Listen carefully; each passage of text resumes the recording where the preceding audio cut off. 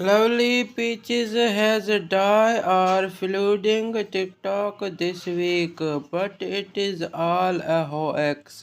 Yes, you're the internet user is alive and well, and the whole thing says fake news is, and it's not the first time it is happened.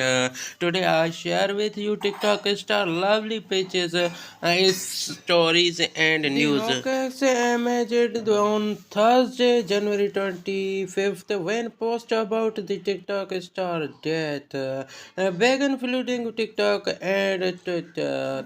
Yes, your interstate star Lovely Peaches found dead in apartment at 22. One viral headline from a fake news site says, yes, we were today I share with you.